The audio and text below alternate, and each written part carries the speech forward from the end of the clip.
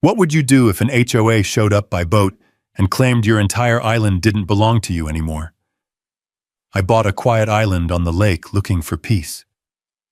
3 days later, an HOA arrived by boat with documents claiming my home didn't belong to me. They thought I'd panic. They thought I'd sign. What they didn't know was that every threat, every demand, every step they took was leading them straight into the biggest mistake of their lives. The first sound wasn't the helicopters. It was the water.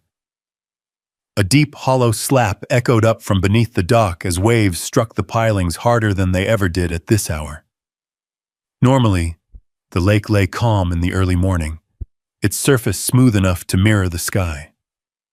Today, it churned in fractured patterns of turquoise and white, sunlight scattering across it like broken glass. The air felt thicker, charged, vibrating faintly against my skin. Then the shadows came.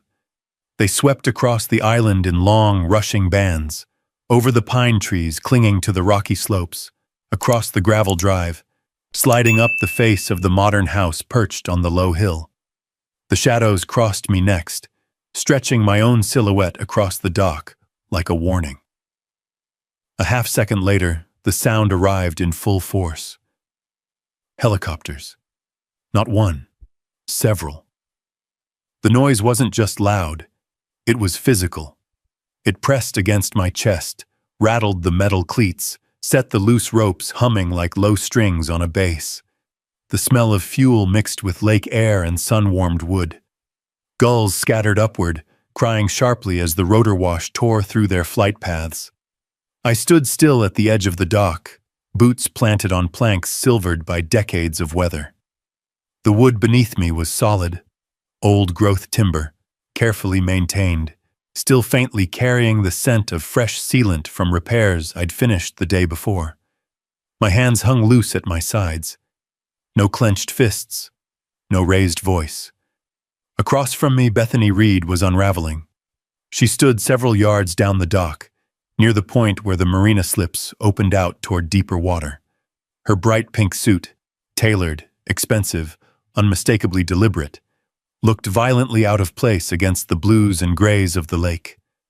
The wind whipped at her jacket, snapping it open, tugging loose strands of perfectly styled hair and slapping them against her face. Her mouth was open in a scream.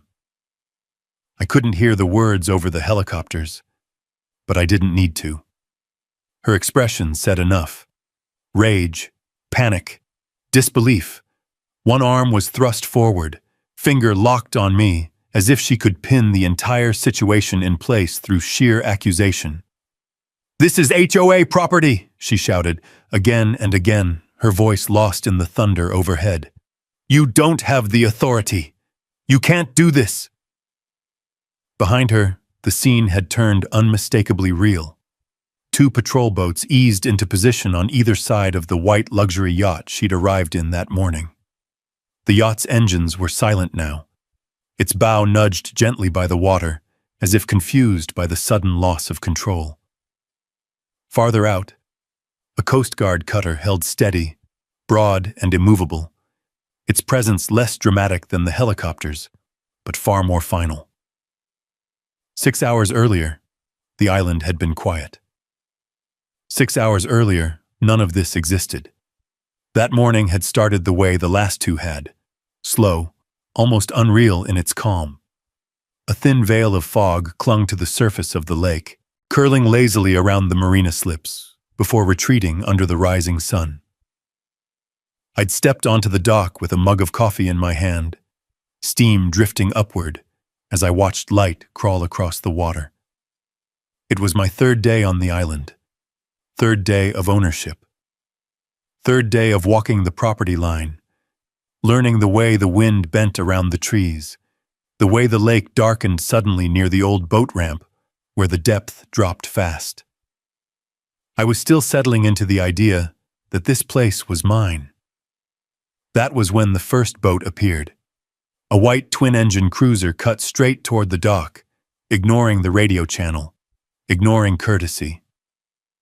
It didn't slow until it was already alongside, lines thrown with the ease of someone who'd done this before. Here. Bethany Reed stepped off before the boat was fully secured. She moved quickly, decisively, heels clicking against dock boards never designed for them. She carried herself with the confidence of someone used to being obeyed, clipboard tucked beneath her arm like a symbol of rank. Behind her followed a small procession. 2 men in matching navy blazers, a photographer already raising a long-lens camera, and another man in a uniform that looked official enough to pass at a distance. She didn't look at me at first. She walked the dock instead, gesturing sharply, pointing at cleats, at the marina office door, at the locked gate leading up the gravel path toward the house.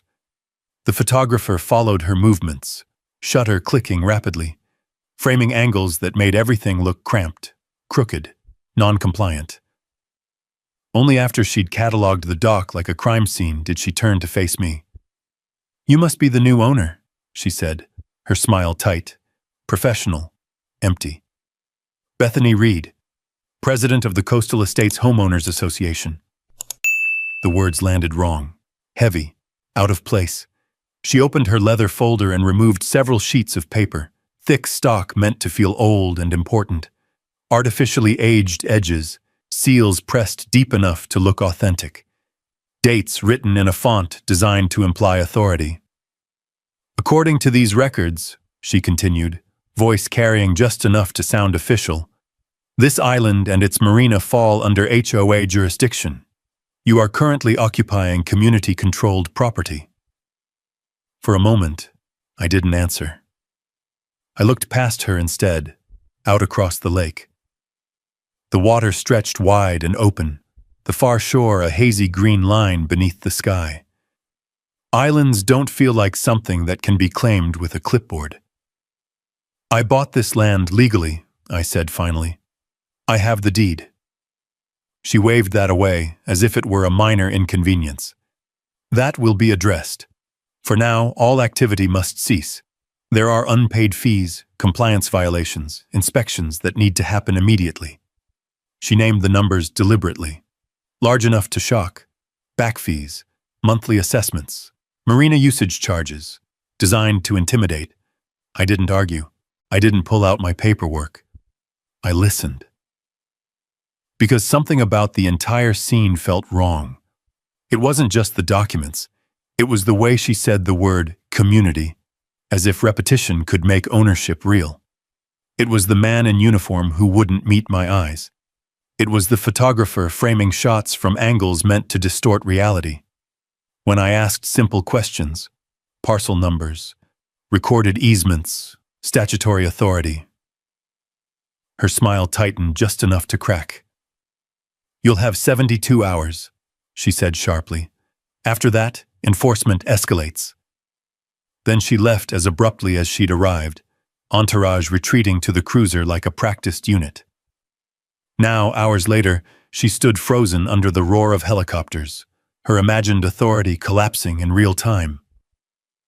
I didn't move when the first boots touched the dock behind her.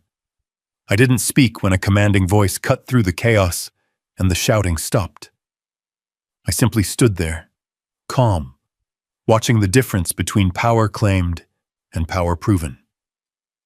And as Bethany Reed slowly turned, eyes wide, finally realizing she was no longer in control, one question echoed louder than the rotors overhead. What authority could possibly justify an invasion like this? The answer didn't begin with helicopters. It began 3 days earlier, with paperwork, patience, and a decision that had taken me nearly a year to make. 3 days before Bethany Reed ever set foot on my dock, the island had been nothing more than a quiet shape on a survey map spread across my kitchen table. 47 acres of rock, trees, and shoreline sitting alone in the middle of the lake, connected to the mainland only by water. A former marina site, decommissioned, forgotten. The kind of property most people scrolled past because it didn't fit neatly into a subdivision brochure. To me, it was perfect. I wasn't a developer. I wasn't looking to flip anything. After 27 years as a dam and water control engineer, most of them spent crawling through concrete tunnels and standing knee-deep in spillways during flood season. I wanted quiet. Space. A place where water moved according to physics, not politics. The island came with a house on the hill, modern but restrained, built to withstand storms and isolation. It came with a marina that needed work, a boat ramp with old scars from years of use, and a long paper trail that ended cleanly at a recorded deed filed with the county. No HOA mentioned, no covenants attached, no easements beyond utility access clearly defined. I signed without hesitation. The morning I arrived, the lake was calm enough to look staged. My pickup sat on the ferry barge as it pulled away from the mainland, the island growing larger with each slow churn of the propeller. Pine trees lined the ridge. Rock shelves dipped into the water, clear enough that I could see shadows of fish moving below the surface. I felt something loosen in my chest that I hadn't realized was tight. The first 2 days passed quietly. Too quietly, in hindsight. I walked the property line with printed surveys in my hand, matching metal markers in the ground to numbers on the page. I checked the marina slips, tested the cleats, noted where the pilings had shifted over time. The work was familiar, honest, physical, the kind that left your hands sore and your mind clear.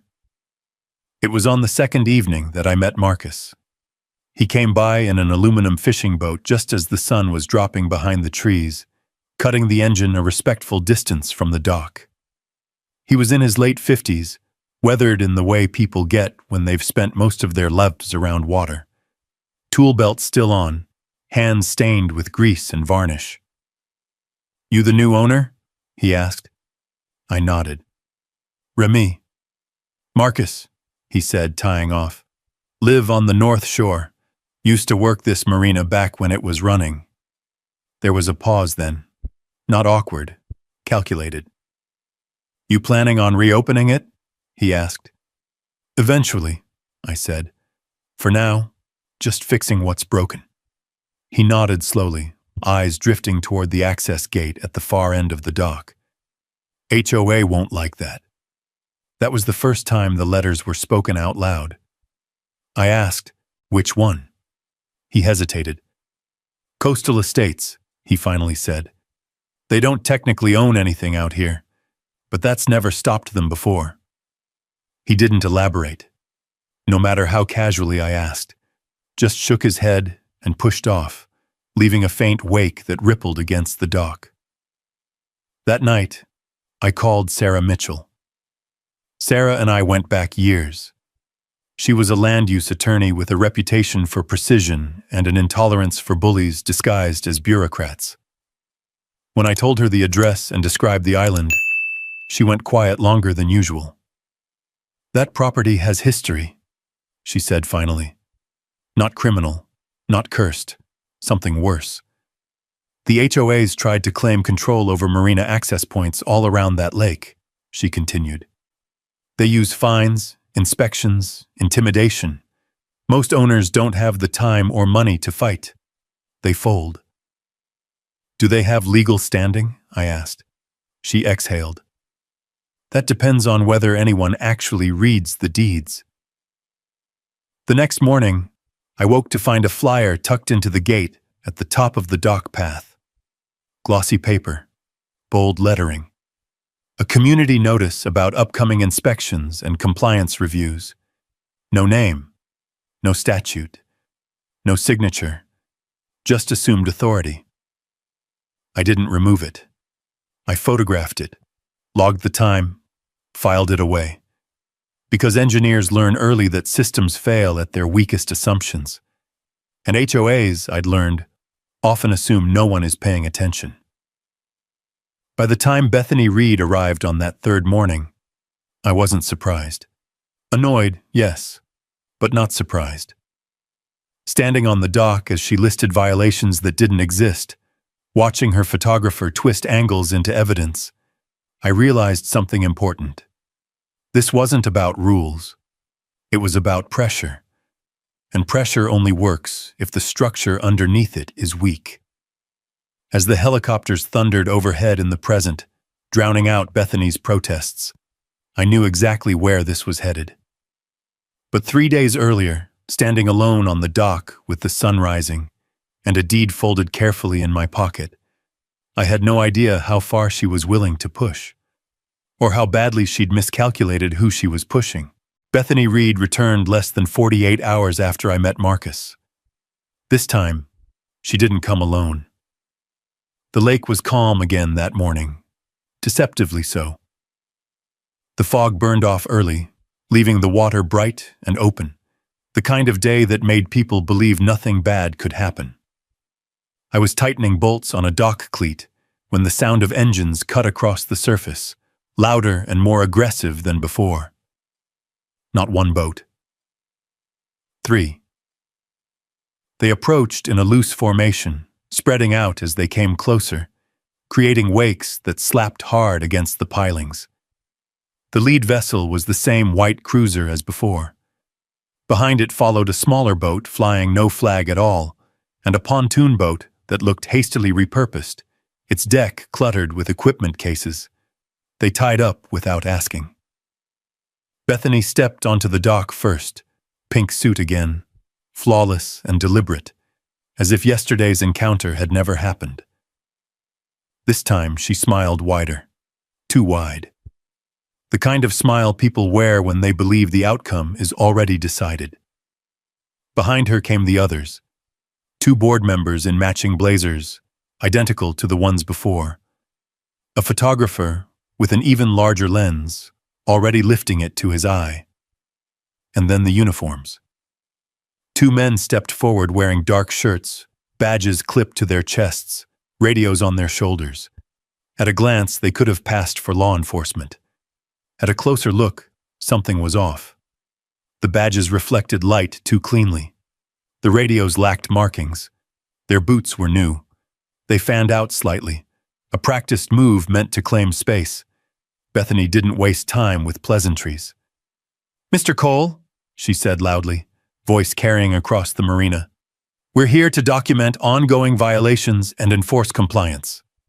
She gestured, and the photographer began circling immediately, snapping photos of the dock, the boats, the shoreline, the access gate. Every click felt invasive, like fingers rifling through drawers. One of the uniformed men stepped closer, close enough that I could smell cheap cologne beneath the lake air. "You'll want to cooperate," he said. "Things go easier that way." I set my wrench down slowly. Not in surrender, in control. "Under whose authority?" I asked. Bethany's smile faltered for half a second, then reset. "The Coastal Estates Homeowners Association," she said. "As previously explained." "That's not a statute," I replied. "It's a name." Her eyes hardened. She pulled out her folder again, thicker this time, and flipped it open with theatrical precision. Inside were documents meant to overwhelm: maps, diagrams, printed notices, highlighted paragraphs. She held one up, tapping it sharply. "This lake and all associated access points fall under community governance," she said, "including this marina." I took a step closer and looked. Not at the seals, not at the signatures, but at the margins. The language, the dates, the references. They were sloppy. Parcel numbers that didn't match county records. Citations to bylaws without filing stamps. A map that blurred property lines just enough to confuse someone who hadn't spent years reading surveys. I looked up at her. "These documents aren't recorded." "They don't need to be," she snapped. "You agreed when you bought property in our jurisdiction." "I didn't agree to anything," I said evenly. "And this island isn't in your jurisdiction." That was when the tone shifted. Bethany closed the folder with a sharp snap. One of the uniformed men adjusted his stance, placing himself just off my shoulder. Another stepped closer to the marina office door. "You're making this difficult," Bethany said. "We're prepared to issue fines immediately, Daily penalties. Restricted access. If necessary, we'll arrange inspections. By whom? I asked. She hesitated, then gestured vaguely. Environmental. Safety. Structural. The photographer leaned low, angling his lens upward toward the marina office roof, framing it in a way that made it look crooked, unstable. I pulled my phone from my pocket and began recording. That did it. Bethany's voice rose. You don't have permission to record HOA proceedings. This isn't an HOA meeting, I said. This is my property. One of the uniformed men spoke again, quieter this time. You should put the phone away. I turned slightly, just enough to look directly at his badge. The serial number was wrong. The font inconsistent. What department are you with? I asked. Silence. Bethany stepped between us quickly, heels clicking sharply against the dock. That's irrelevant. You've been notified. You have 72 hours to comply. She pulled a pre-printed notice from her folder and held it out to me. My name was already typed in. The date was today. They'd come prepared. I didn't take it. I didn't need to.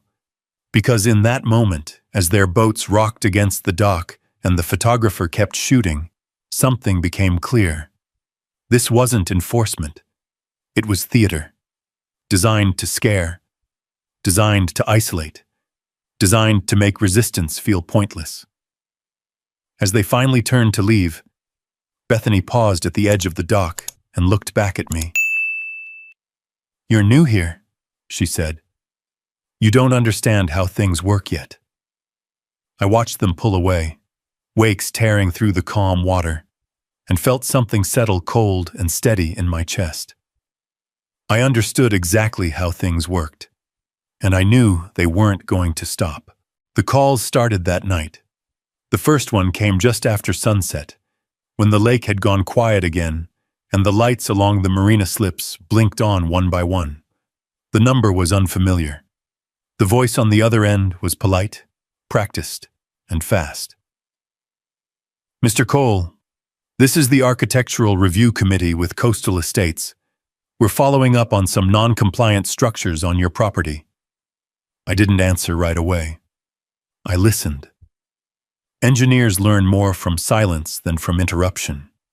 They cited dock rail heights, boat ramp slope ratios, environmental setbacks. Each concern sounded official until you noticed none of them referenced a statute, a code section, or a filing date. When I asked for written notice, the line went quiet for a beat before the caller promised an email shortly. It never arrived. The second call came an hour later. Different voice, different committee, same tone. The third came the next morning, just after 7, as I was standing at the kitchen counter with the deed spread open under the light. The paper was heavier than most, archival quality, recorded cleanly with the county clerk. The parcel description ran long, wrapping carefully around the shoreline, the marina, the access road, and the narrow strip of land that connected dock to water. The strip caught my eye. I traced it with my finger, then checked the attached survey. It was narrow, barely wider than a 2-lane road, but it was continuous, unbroken. Mine. That was when I called Sarah. She arrived on the island before noon, stepping off Marcus's fishing boat with a legal pad tucked under her arm and that familiar expression on her face, the one she wore when she already suspected the answer and wanted confirmation. We sat at the kitchen table, papers spread between us, lake light pouring in through the windows. They're bluffing, she said after 10 minutes. But they're bluffing aggressively. She tapped the deed. This strip right here? This is the choke point. Without it, they don't have legal access to the marina. They can't charge fees, they can't inspect, they can't enforce anything. So why are they acting like they own it? I asked. Sarah leaned back in her chair. Because most people never check. They hear HOA and assume authority. They assume compliance is cheaper than conflict. Outside, I heard the low hum of a boat engine, then another. By the time we stepped onto the dock, 3 speedboats were circling just beyond the slips, running wide arcs that sent rolling wakes toward the pilings. The water slapped hard against the wood, rattling lines and bumpers. No one waved. No one docked. "Document everything," Sarah said quietly. The harassment escalated quickly after that. Warning notices appeared on the access gate overnight, stapled crookedly to the wood. Unapproved structure. Violation notice. The paper was cheap, the ink already bleeding from dew. I photographed each one before removing them, logging time and placement. Then the fines arrived by email. Large numbers, daily accruals, threats of liens, all referencing bylaws that didn't apply and parcels they didn't own. Marcus stopped by again that afternoon, eyes flicking toward the tree line, as if expecting someone to step out at any moment. "They're nervous," he said. "That's when they push hardest." He told me stories then, about other docks, other ramps, owners who sold after months of pressure, convinced they were in the wrong, convinced resistance would cost more than surrender. That night, Sarah and I sat back down at the table and went deeper. She pulled public records, corporate filings, financial disclosures. Patterns emerged fast. The HOA collected maintenance fees for areas it didn't maintain, paid contractors tied to shell companies, claimed oversight where none existed. "This isn't just overreach," she said finally. "It's systematic." The phone rang again while she was speaking. Same unfamiliar number, same rehearsed tone. This time they mentioned inspections scheduled for the following morning.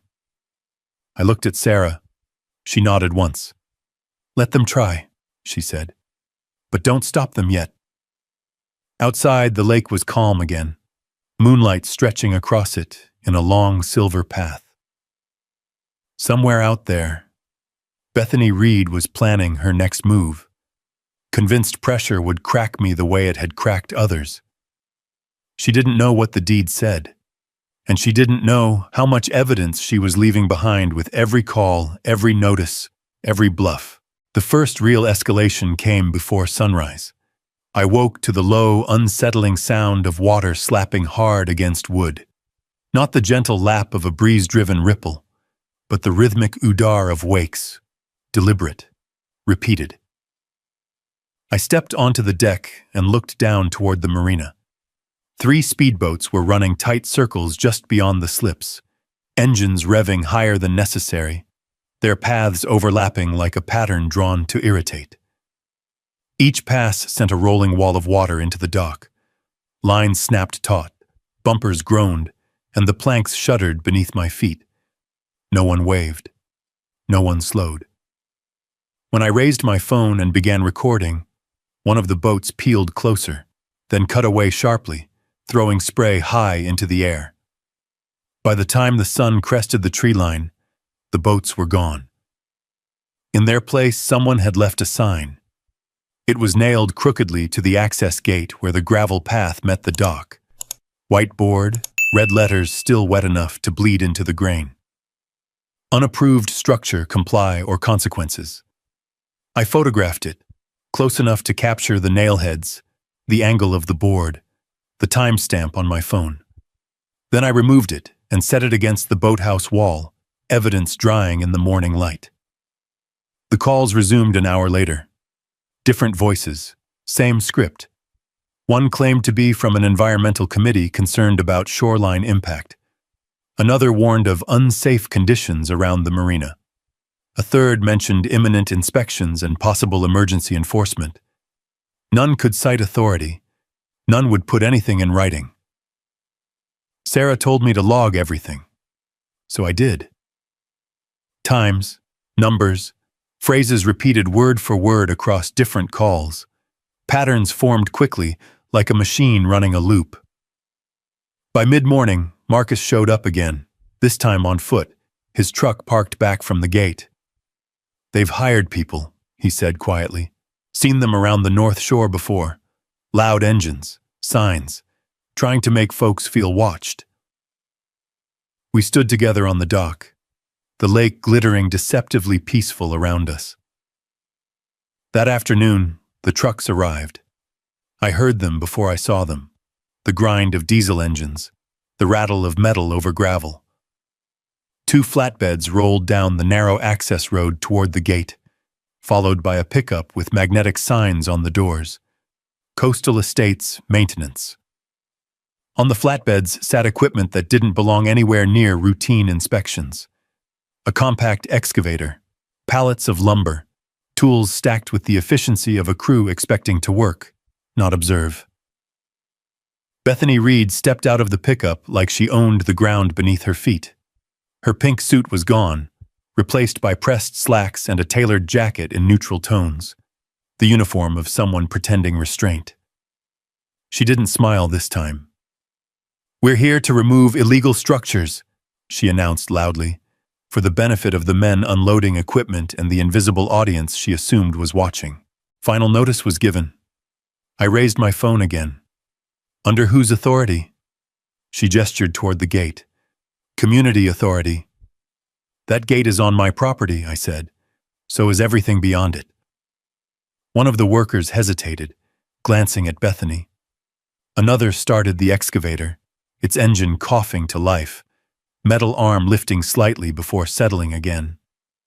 Sarah arrived moments later, stepping out of Marcus's truck with a folder under her arm and a look that stopped Bethany mid-step. "You've been notified," Bethany snapped. "You're obstructing enforcement." Sarah didn't raise her voice. "You're attempting to perform construction activity on land you do not own, without permits, without recorded easements, and without statutory authority." Bethany waved her off. "We have documentation." "Which you refuse to file," Sarah replied, "and which we have already flagged." For a moment, the lake seemed to hold its breath. Then Bethany made her mistake. "Proceed," she said sharply. The excavator lurched forward, tracks grinding against gravel, bucket lowering toward the edge of the dock ramp. Wood creaked as weight shifted. A board cracked, not dramatically, but enough to be unmistakable, enough to cross a line. I didn't shout. I didn't run. I kept recording. Sarah's voice was calm beside me. "That's destruction of permitted infrastructure." Bethany turned, eyes flashing. "Stop filming!" I shook my head once. The workers froze, suddenly unsure. One killed the engine. Another set his tools down slowly. The silence that followed was heavy, broken only by water slapping against the dock and the distant cry of a gull. Bethany stared at me, her control slipping just enough to show something raw underneath. "You're making this worse for yourself," she said. I looked past her, out across the lake, where the sunlight glittered like nothing had changed at all. "This is you making it worse," I replied. By the time they backed the equipment away and retreated to their trucks, the damage was done, not to the dock, but to their case. They'd crossed from intimidation into action, from paper threats into physical interference, and they'd done it on camera. As the trucks disappeared down the access road, Sarah closed her folder and met my eyes. "Now," she said quietly, "we let them keep going." Letting go is harder than pushing back. Every instinct I had, engineer, property owner, human being, wanted to stop them immediately. To chain the gate, call the sheriff, force a line in the sand. But Sarah was right. Pressure exposes itself when it believes it's working. The trick is to look like you're bending without actually breaking. So I did something that felt wrong. I stepped back. That afternoon, I sent an email to the address Bethany had used for her notices. Short, polite, non-committal. I thanked her for bringing concerns to my attention and said I needed time to review options with counsel. I asked for a temporary pause on inspections while I assessed compliance. The response came within minutes. "Understood," Bethany wrote. "We appreciate your cooperation." Appreciate was a tell, so was the speed. The calls slowed after that. Not stopped, slowed. Fewer threats, more reassurance. The tone shifted from enforcement to inevitability, like gravity doing its work. That evening, I walked the dock alone, hands in my pockets, listening to the creak of lines and the quiet hiss of water against wood. The lake looked unchanged, peaceful, but the calm felt artificial now, like the quiet in a room after raised voices leave it. Marcus stopped by just before dark. He leaned against the piling, arms crossed, watching the far shore. "They think you're folding," he said. "Good," I replied. He raised an eyebrow. "You sure about that?" I nodded. "They don't stop when you resist. They stop when they get sloppy." Sloppy came the next morning. A new notice appeared on the gate. This one laminated, official-looking, complete with a logo and a list of alleged violations. Dock setbacks, environmental buffers, unauthorized commercial use. Each line ended with a fine amount, bolded, designed to make the page feel heavy. What it didn't include was authority. No parcel reference, no statute, no recorded filing. Sarah arrived shortly after, coffee in one hand, phone in the other. She didn't look angry. She looked focused. "They're moving funds," she said. "Fast." She spread documents across the kitchen counter, pages sliding under the light. HOA financial summaries, contractor invoices, payment schedules that didn't align with any actual maintenance. "They're charging fees for access they don't own," she continued, "and paying vendors tied to shell companies. Same names show up on different lakes, different HOAs, same pattern." Outside, an engine roared briefly, then faded. I stepped onto the deck in time to see a speedboat pass by again, slower this time. Someone standing on the bow, with a phone raised, filming the house. I didn't react. Instead, I made a show of it. I called a contractor, loudly, on speaker, asking about timelines for dock repairs and security upgrades. I mentioned delays, permits, budget concerns. I wanted it overheard. I wanted the story to travel. Within an hour, Bethany's reply arrived. A formal letter this time, certified, delivered by hand to the gate. It demanded immediate cessation of all improvement activities, pending HOA approval. It threatened legal action. It warned of escalating fines. The language was stronger, sharper, edged with confidence. Sarah smiled when she read it. "They're claiming control they don't have," she said. "Every letter like this makes it worse for them." That afternoon, I did nothing. I didn't repair the dock. I didn't confront anyone. I let the lake settle back into its natural rhythm, even as tension tightened beneath the surface. Bethany took the silence as surrender. The speedboats returned at dusk, circling wider this time, music playing just loud enough to carry across the water. Laughter drifted over the lake. Someone shouted something I couldn't quite make out. I stayed inside, lights low, camera recording quietly through the window. At exactly 9 o'clock, another email arrived. "We expect full compliance by Monday," Bethany wrote. "Failure to do so will result in direct intervention." Direct. Sarah read it twice, then looked at me. "They're about to overplay," she said.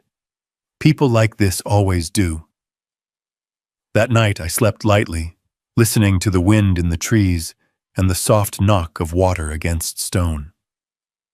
I wasn't worried, because everything they were doing, every call, every letter, every pass of a boat, was building a record they couldn't erase.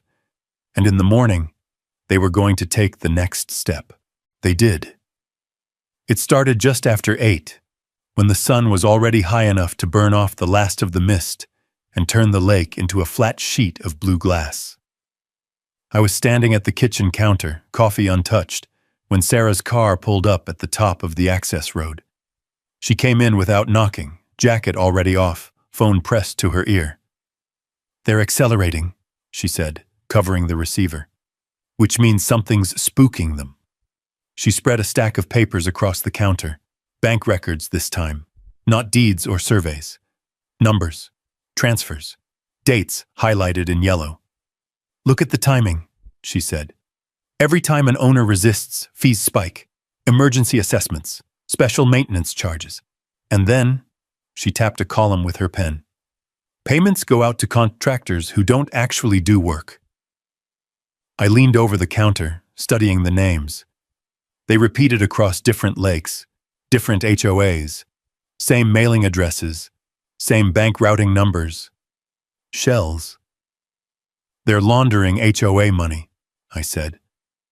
Sarah nodded. And more than that, they're using marina access as leverage. Once they control the choke point, they force sales, below market, quietly. The island suddenly made sense. It wasn't just a property. It was a keystone. Control the marina. Control who comes and goes. Control who pays. Control who leaves when the pressure becomes unbearable. The strip of land on my deed, the narrow access they pretended not to see, was the last piece they didn't own. Outside, an engine roared. We stepped onto the deck in time to see a small convoy approaching. Bethany's white cruiser leading, followed by 2 workboats towing barges. On the barges sat equipment wrapped in tarps, heavy shapes, unmistakable even from a distance. They're bringing machines again, I said. And witnesses, Sarah replied, nodding toward a camera mounted on one of the boats. They want documentation, their version of it. The boats tied up without ceremony. Bethany stepped onto the dock wearing her practiced confidence, flanked by board members and the same uniformed men as before. This time, she didn't smile at all. We're here to take control of the marina, she announced, voice loud, rehearsed. Effective immediately. I didn't argue. I didn't protest. I stepped aside. That surprised her.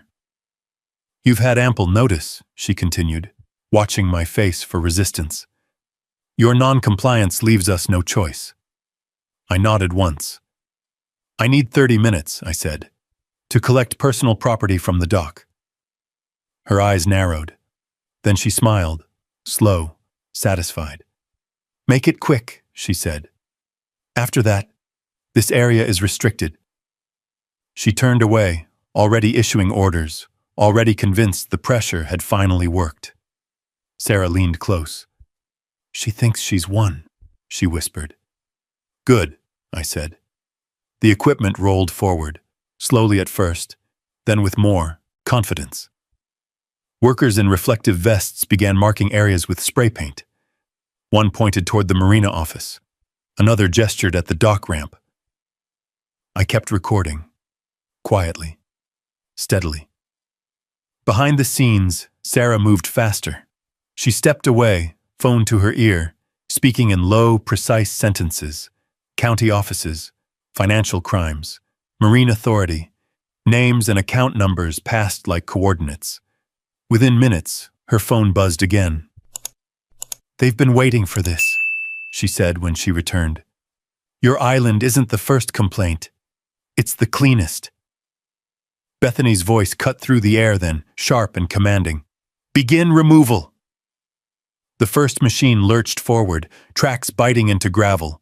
Wood groaned as weight shifted. A piling creaked under strain. I didn't stop them. I let them cross the line. As the bucket scraped against the dock edge, sending splinters into the water, Bethany turned toward me, triumph flashing briefly across her face. This didn't have to be difficult, she said. I met her gaze, calm, unmoved. No, I replied. It didn't. Behind her, the lake remained deceptively peaceful, sunlight glittering across the surface. Boats drifted, gulls circled. To anyone watching from a distance, it might have looked like routine work on a private marina. But beneath that calm, the truth had finally surfaced. The island wasn't the prize. It was the trap. The excavator's engine settled into a low, confident growl, the kind that suggested permanence. Its steel arm lifted, joints hissing softly, then lowered again as the operator adjusted his angle. Fresh paint marks glared against the dock planks, arrows and lines that turned my marina into a diagram for removal. Bethany Reed stood with her hands on her hips, watching the work begin as if she were supervising a landscaping project. Her voice carried cleanly over the water now, sharp and authoritative, every word chosen to sound final. "Start with the ramp," she said. "That's the priority." The operator hesitated for just a second, glancing toward me. I didn't move. I didn't speak. I simply kept my phone steady, framing the dock, the machine, the men, and Bethany herself in a single continuous shot. The bucket scraped forward. Wood protested with a dry, cracking sound that seemed too loud for the open air. A plank shifted, then split along an old seam, sending a thin spray of splinters into the water. Ripples spread outward, distorting the reflections of the boats and the sky. That sound, wood giving way, hit harder than any shouted threat had before. Marcus stood a few yards behind me, jaw tight, fists clenched at his sides. Sarah remained perfectly still, eyes locked on the machine, lips pressed into a thin line. She wasn't watching the damage. She was watching the moment.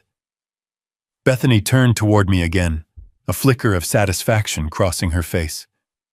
"You can still stop this," she said. "Sign the compliance agreement. Transfer control. We'll make this easy." I shook my head once. "No," I said. The excavator pulled back and surged forward again. Another board gave way. The ramp sagged, not catastrophically, but enough to leave no doubt.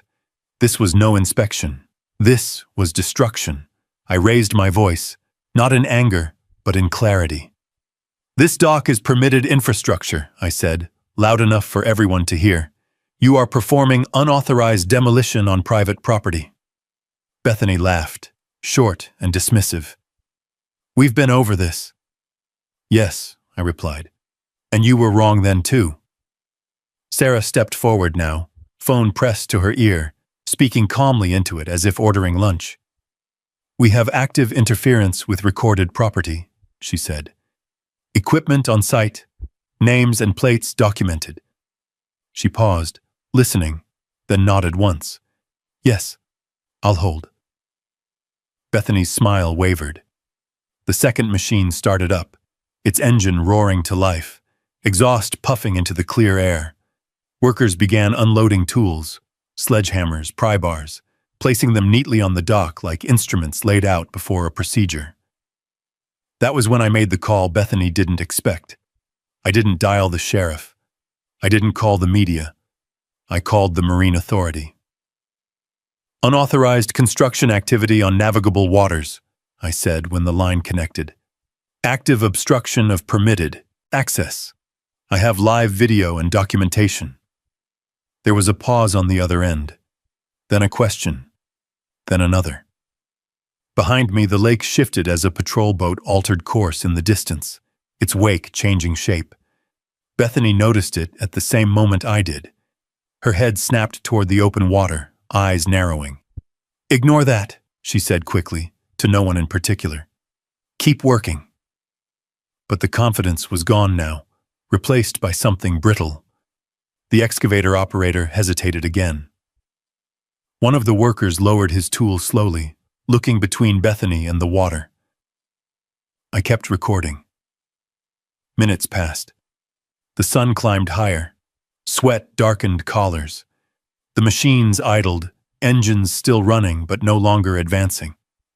Uncertainty spread quietly, like a crack traveling through ice. Then the sound arrived. Not the thud of machinery, not the slap of water. Rotors. At first, it was distant. A low vibration felt more than heard. Then it grew, rapidly, until the air itself seemed to thicken. Shadows raced across the dock. The machines. Bethany's rigid posture. She looked up. Color drained from her face as the first helicopter crested the tree line, sunlight flashing off its body. Another followed, and another. The lake responded instantly, waves lifting and rolling under the sudden pressure. Loose papers skittered across the dock. Spray whipped into the air. A voice cut through the chaos, amplified, unmistakable. All activity cease immediately. Bethany stood frozen, pink and gray and steel locked in a frame she couldn't escape. For the first time since this began, she said nothing at all. The helicopters settled into position with deliberate precision, not hovering wildly, but holding steady, disciplined, their rotors beating the air into submission. The sound wasn't panic-inducing anymore. It was authoritative, controlled, final. The kind of sound that tells everyone present exactly who is in charge. A patrol boat cut across the marina mouth and throttled down hard, its bow lifting briefly before slapping back into the water. Another followed, then a third, forming a loose perimeter that boxed in Bethany's cruiser and the workboats still tethered to the dock. Engines idled. Lines went slack. Uniformed officers moved with calm efficiency. They didn't shout. They didn't rush. They walked. Boots hit the dock in a steady rhythm, the wood creaking under unfamiliar weight. One officer approached the excavator first, signaling the operator to shut it down. The engine coughed once, then fell silent. Another officer spoke quietly to the workers, directing them to step back and keep their hands visible. No one argued. Bethany found her voice then, sharp and strained. "This is a civil matter," she snapped, forcing her shoulders back. "You're interfering with HOA enforcement." An officer turned toward her slowly. He didn't raise his voice. He didn't match her energy.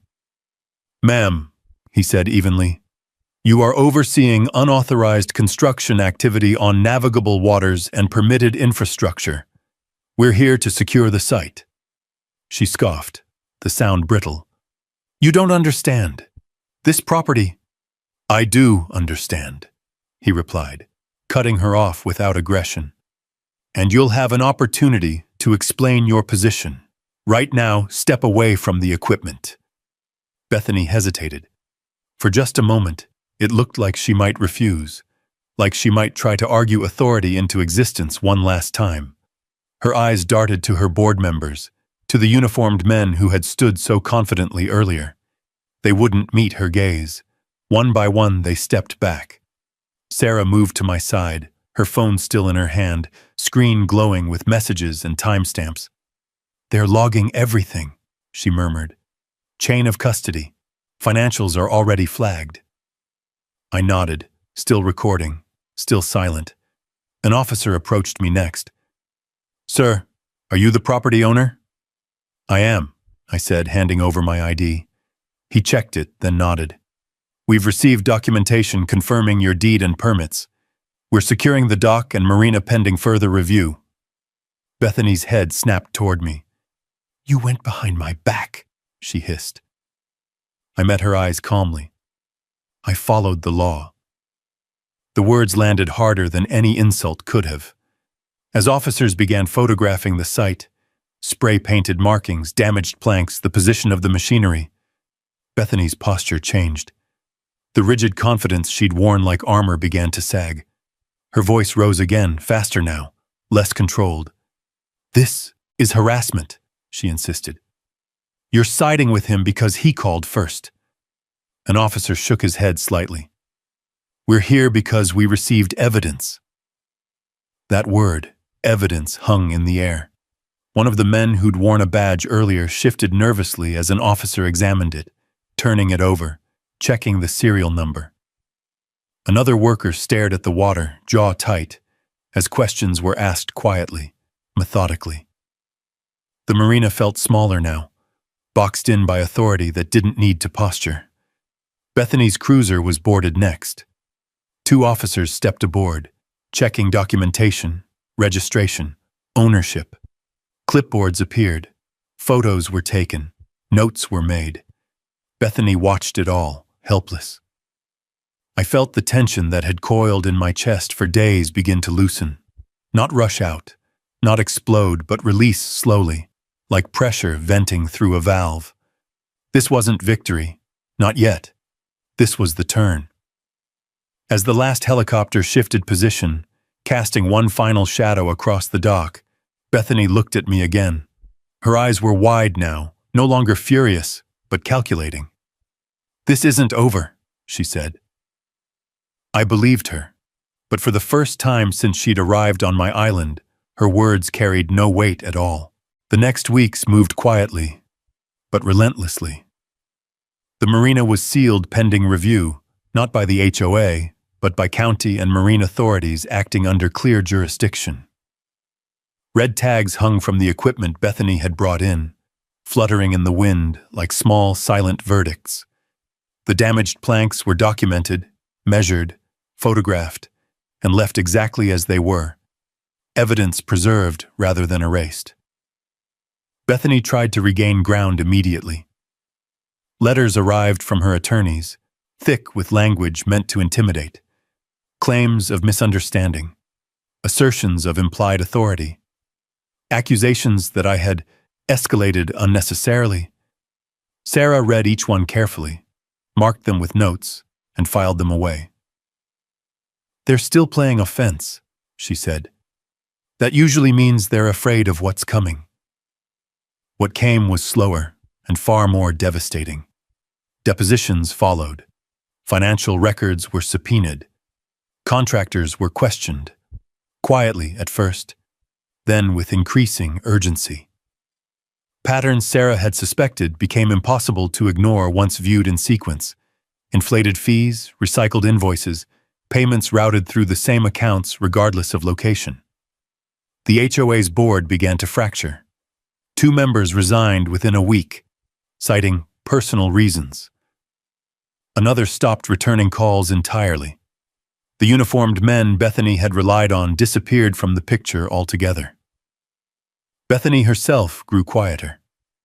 When the hearing date was set, she arrived in a conservative suit, hair pulled back, expression carefully neutral. The room was small, utilitarian. No drama, no theatrics. Just desks, documents, and the hum of fluorescent lights. She spoke when invited. Carefully, selectively. Sarah spoke next. She didn't raise her voice. She didn't grandstand. She laid out the record piece by piece, the deed, the survey, the access strip, the notices that lacked authority, the calls logged, the equipment brought without permits, the financial transfers that didn't align with maintenance or repairs. By the time she finished, the room felt different. Not tense. Settled. The ruling didn't come that day. It didn't need to. Within a month, Coastal Estates Homeowners Association was formally dissolved pending further investigation. Its accounts were frozen. Its authority suspended. A trustee was appointed to unwind years of improper enforcement and return funds where possible. Bethany Reed resigned before she was removed. The marina reopened under county oversight, then fully under my control once the final approvals were issued.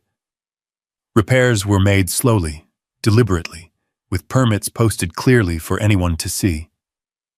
The access gate received a new sign, not aggressive, not boastful. Private property, no HOA authority.